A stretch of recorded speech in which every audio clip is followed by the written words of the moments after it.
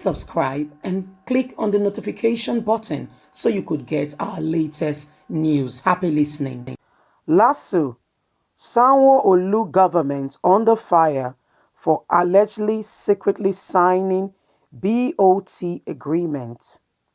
The signing of a build, operate and transfer agreement between the Lagos State government and a few private developers has come under serious scrutiny by the chairman of the People Democratic Party, Engineer Adedeji. Adedeji said that the agreement only showed that the state government was not sensitive to the needs of the students of Lasu or genuinely interested in the progress of education and human capital and development in the states of Lagos. He wondered if any due diligence was carried out on the project and expressed concerns that the BOT agreement was shredded in secrecy as no details were provided about the private investors involved. The greatest worry, he said, is about the efforts of such an agreement on 26,000 already overburdened students of Lasu.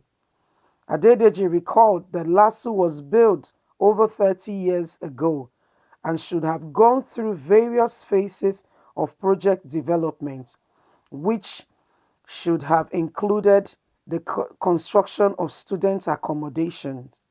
He wondered what happened to the master plan of the institution.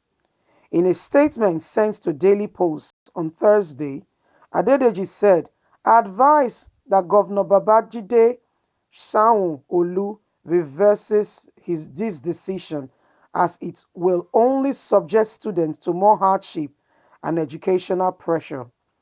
Mr. Governor should know that education is the backbone of societal development and must make available and affordable to all."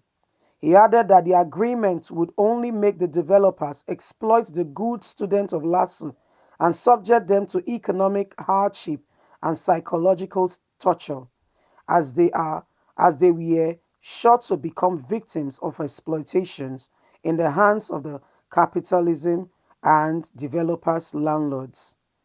The PDP chairman said that a better option in the absence of funds would be to work with a banking institution to secure a long-term loan which could run for 20 to 30 years, adding that this would certainly reduce the burden on making the accommodation more affordable. The party chairman said that Lagosians will recall that the Lagos state government, led by Babatunde Rajiv Fashola, received 95 million from the World Bank between 2009 and 2013, and an additional 42 million in March 2014, specifically for education. It is therefore buffering and that till date, Lagos State cannot boast of a single world-class educational institution, and this may explain the lack of trust that many Lagosians feel for the APC-led administration.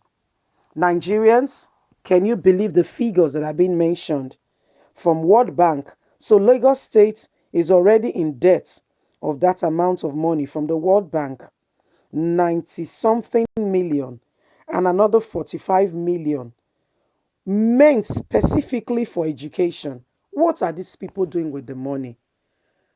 For God's sake, come on, Nigerians, we need to speak up. We need to be aware of what is going on in government. Somebody needs to say something. We cannot continue to keep quiet and sit on the sideline saying it is not my business. No. Nigeria belongs to all of us. That's why you have to subscribe, click on the notification button so that you can be abreast with all the news and necessary information of what is going on in your country. Don't say it's not my business. No. It's as we speak up that the nations of the world will know what is going on in Nigeria. For silence, they say, is consensus. You are agreeing that everything is all well and good. And so there is no need for noise. But when noise is being noised, when it's being sounded all over, people begin to wonder what is actually going on. And somebody somewhere will begin to search to find out the source of the noise and to find out what is really going on. Why is there so much unrest and noise? If you don't speak up, especially for our educational sector, I fear for the future of our young people tomorrow. Are we going to be able to keep up with the rest of the world, with advanced nations, with technology on the rise? And yet, these people with oh my God, their mindset is so myopic. All they think about is themselves and not the greater good of the people. Guess what? They send their children abroad to have the best of education. And those children will come back to rule. And guess what? They've never been taught any morals because they've always seen their parents stealing and cheating. And they will come back and the vicious circle will begin. But if you speak up, if we continue to speak up, and Americans, UK, Australia, Israel, all the great nations of the world begins to hear what is going on, somebody somewhere will come up and ask what is actually going on in Nigeria. Don't be silent in a time such as this. Please leave a comment, subscribe, click on the notification button, and let's know what your thoughts are. Thanks for listening and have a good day.